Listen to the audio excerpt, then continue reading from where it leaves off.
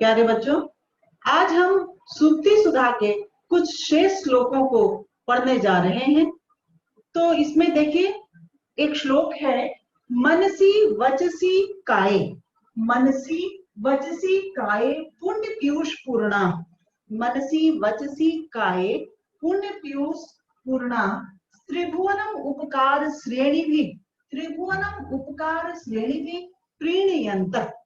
आगे देखिए, पर गुण परमाणु, पर गुण परमाणु पर्वतीकृत्य नित्यम, पर गुण परमाणु पर्वतीकृत्य नित्यम निज हृदय विकसंत संति संत की अंत। फिर से देखिए, एक बार पढ़ते हैं, मनसी वचसी काये पुण्य पीयूष पूर्णा, मनसी वचसी काये पुण्य पीयूष पूर्णा त्रिभुवनम उपकार श्रेणी भी प्रीणयंतः, पर गुण परमाणु पर्वतीकृत्य नित्यम निज हृदय विकसंत संति की अंत। देखिए, इसका अर्थ है कैसे, मनसी मतलब मन से, वचसी वचन से, काये मतलब कार्यों से, और कैसे कार्य से, पुण्य पीयूष पूर्णा अपने पुण्य कार्यों से, और अमृत के समान, पीयूष का मतलब होता है अमृत, अमृत के समान पुण्य कार्यों से इस त्रिभुवन में, त्रिभुवन मतलब इस संसार में विभिन्न प्रकार के श्रेणी भी, कई श्रेणियों में हर तरह के जो भी उपकार है वो उनके लिए, वो उस तरह के कार्यों को करने के लिए प्रीणयंत मतलब तत्पर रहते हैं, वो हमेशा तैयार रहते हैं। किस चीज के लिए?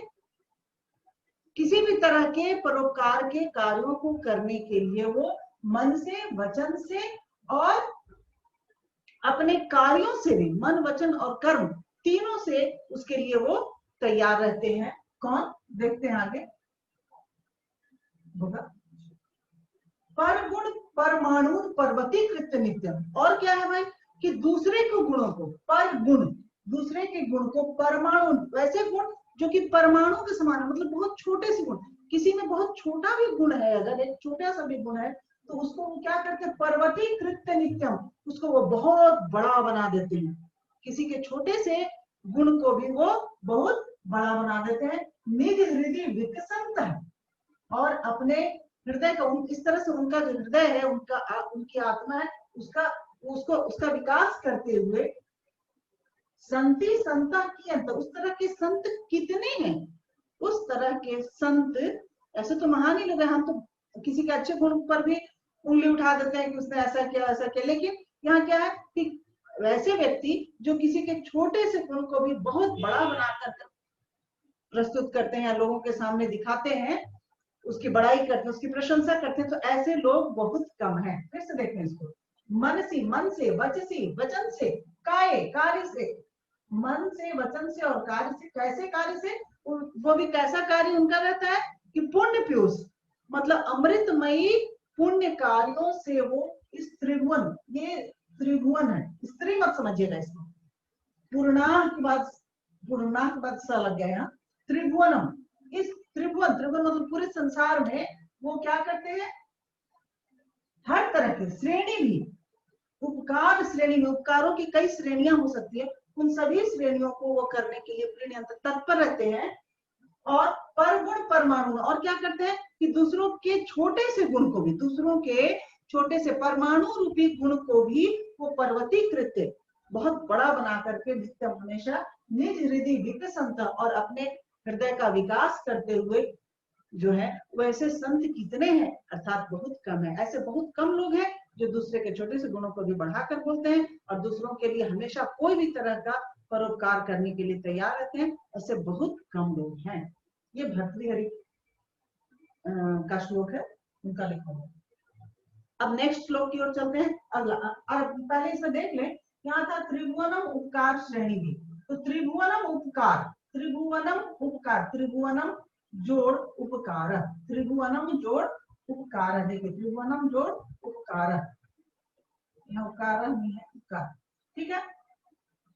पुण्य पीयूष पूर्णा त्रिभुवनम उपकार श्रेणी भी प्रीणयंता, मतलब फिर से इसको एक बार और देख लीजिए, क्योंकि यहाँ थोड़ा सा आपको शायद परेशानी हो रही होगी। मन से, वचन से और अपने कर्म से जो किसी के लिए, किसी भी श्रेणी के कार्य को अमृतमय कार्यों से किसी के लिए भी परोपकार करने के लिए तैयार रहते हैं और दूसरों के छोटे से गुणों को भी बढ़ा चढ़ाकर बताने वाले ऐसे महान लोग कितने हैं, अर्थात बहुत कम है। आगे देखते हैं, नेक्स्ट श्लोक है, केयूराणी न भूषयन्ति, केयूराणी न भूषयन्ति पुरुषम हारा न चंद्रोज्ज्वला, केयूराणी न भूषयन्ति पुरुषम हारा न चंद्रोज्ज्वला, न स्नानम न विलेपनम न कुसुमम न अलंकृता मूर्धजा, वाणी एका समलं करोति पुरुषम या संस्कृता धार्यते, क्षीयन्ते खलु भूषणानि सततम वाग्भूषणम भूषणम। देखिए ठीक, फिर से पढ़िए इसको, केयूराणी न भूषयन्ति पुरुषम हारा न चंद्रोज्ज्वला, न स्नानम न विलेपनम न कुसुमम न अलंकृता मूर्धजा, वाणी एका समलं करोति पुरुषम या संस्कृता धार्यते, क्षीयन्ते खलु भूषणानि सततम वाग्भूषणम भूषणम। पहले यहाँ देखें, कुछ संधि विच्छेद है, जैसे चंद्रोज्ज्वला, इसका है चंद्र जोड़ उज्ज्वला, चंद्र जोड़ उज्ज्वला, और वो मिलके ओ बन गया, चंद्र जोड़ उज्ज्वला, उज्ज्वला है कुछ ज्वला ही कर दो। फिर नालंकृता, नालंकृता, नालंकृता, देखिए यहाँ नालंकृता, तो यहाँ न जोड़ अलंकृता, उसके बाद वाणी एका, वाणी एका, तो वाणी जोड़ एका, ई और ए मिलके य बना है, यह संधि है। फिर है समलं करोति, समलं करोति, यहाँ देखिए सम जोड़ अलंग करोति। ठीक है, अब हम लोग अर्थ देखते हैं।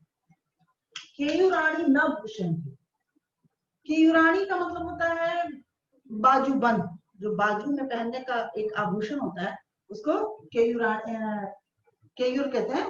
तो बाजू बंद, उसको क्या कहते हैं हिंदी में, बाजूबंद। तो बाजूबंद से कोई पुरुष नहीं सुशोभित होता है। इस श्लोक में यहाँ जो है वाग्भूषणम भूषणम, वाणी की महत्ता को बताई गई है। किसकी महत्ता को, वाणी की महत्ता को। तो बाजूबंद से वो सुशोभित नहीं, तो कोई पुरुष जो है वो किससे सुशोभित नहीं हो सकता है, मतलब कि जो अच्छे अच्छे बड़े बड़े अलंकार है उससे सुशोभित नहीं होता है। हारा न चंद्रोज्ज्वला, और वैसे जो हार जो कि चंद्रमा के समान उज्जवल है या हीरे का हार भी है, तो उससे कोई व्यक्ति सुशोभित नहीं होता है। न स्नानम, ना तो स्नान सिर्फ कर लेने से कोई सुशोभित नहीं होता है। न विलेपनम, अर्थात शरीर में लेप लगा देने से, चंदन का, क्रीम का, उससे कोई सुशोभित नहीं होता। न कुसुमम, ना तो न कुसुमम न अलंकृता मूर्धजा, और चोटी, मूर्धजा मतलब होता है चोटी, बालों में चोटी पहले लोग बनाते थे, तो उसमें भी कोई फूल लगाने से, कुसुमम मतलब फूल, उसमें फूलों को, पुष्पों को लगाने से कोई, मूर्धजा मतलब चोटी, अलंकृता उसको करने से कोई उससे भी सुशोभित नहीं होता है। वाणी एका समलंक होती, सिर्फ वाणी ही पुरुष में क्या होनी चाहिए, पुरुष या स्त्री, मतलब एक किसी भी व्यक्ति में क्या उसका आभूषण होना चाहिए, तो उसकी वाणी।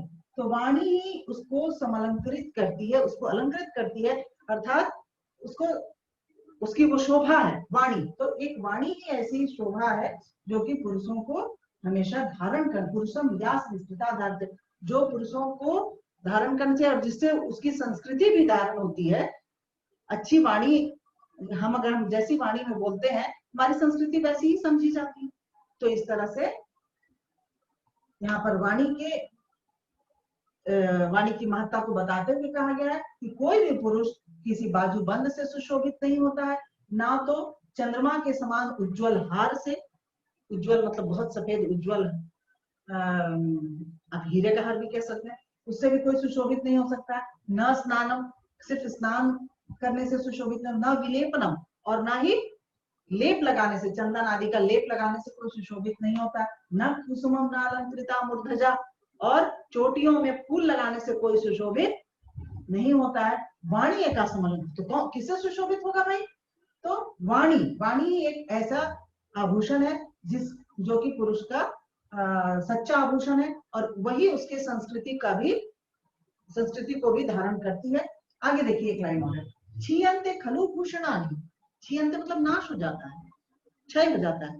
सभी जितने भी ये इस तरह के जितने भी आभूषण थे, उनकी बात कही जा रही है कि सभी प्रकार के आभूषणों का नाश हो जाता है, लेकिन सततम वाग्भूषणम भूषणम, सततम मतलब हमेशा, निरंतर, निरंतर कौन रहता है?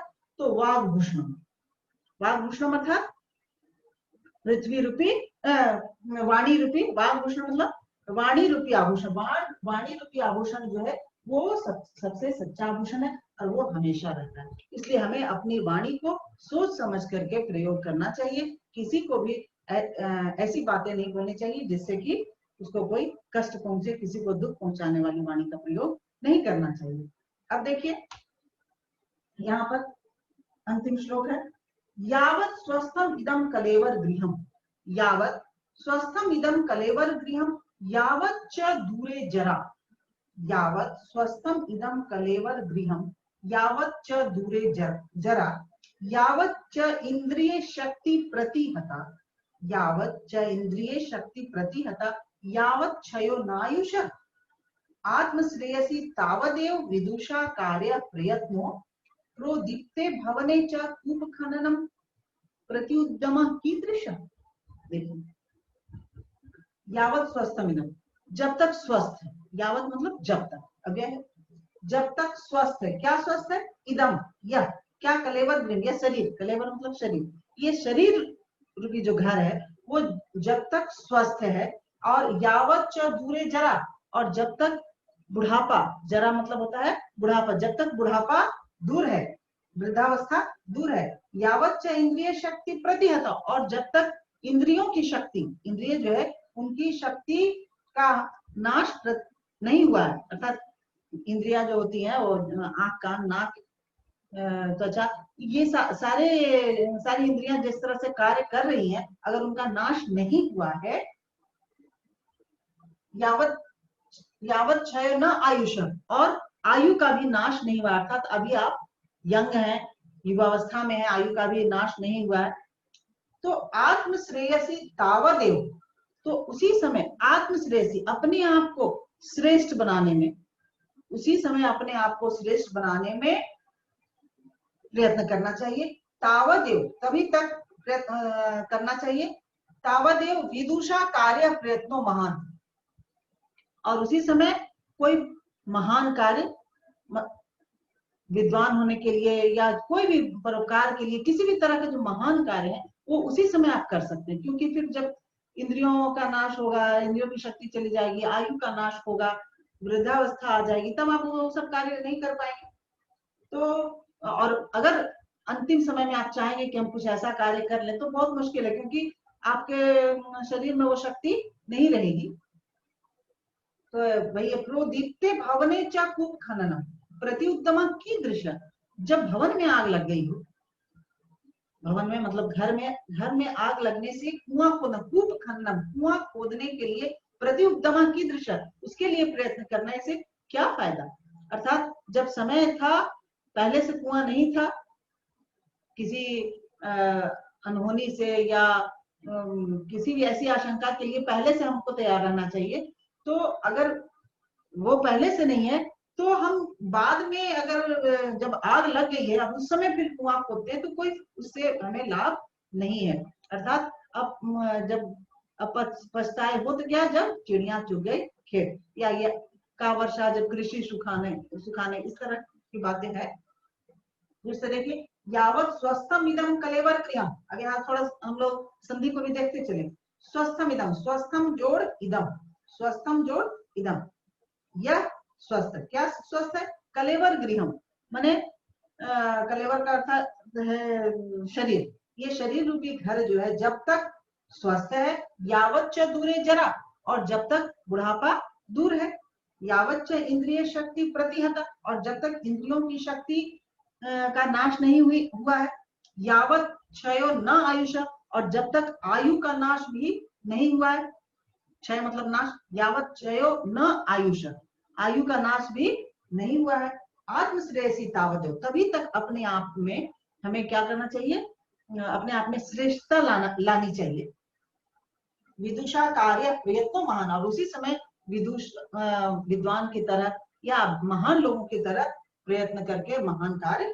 करने चाहिए, क्योंकि अगर भवन में आग लग गई हो अगर, तो उस समय कुआं खोदने का प्रयत्न करने से कोई फायदा नहीं है, कोई लाभ नहीं है। अर्थात समय रहते ही हमें युवावस्था है, ऐसा नहीं समझना है कि अभी जब बुढ़ापा आएगा तब हम ईश्वर का नाम भजेंगे, ऐसा नहीं है। आपको हर समय, अभी बुढ़ापा नहीं आया तो अभी से अपने लिए हमें अच्छा समय बना के रखना होगा।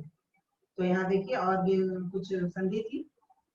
इंद्रिय शक्ति प्रतिहता, चेंद्रिय शक्ति, च जोड़ इंद्रिय, च जोड़ इंद्रिय, देखिए च जोड़ इंद्रिय, तावदेव, तावत जोड़ एव, तावदेव का क्या है, तावत जोड़ एव। उसके बाद देखिए शक्ति प्रतिहता, शक्ति जोड़ प्रतिहता, शक्ति जोड़ प्रतिहता। तो इस तरह से यावच्च का भी आप कर सकते हैं, यावच्च, यावत जोड़ च। तो इस तरह से ये संधियां हैं और कुछ श्लोक के अर्थ बताए गए, आप अच्छी तरह इन्हें देख लें।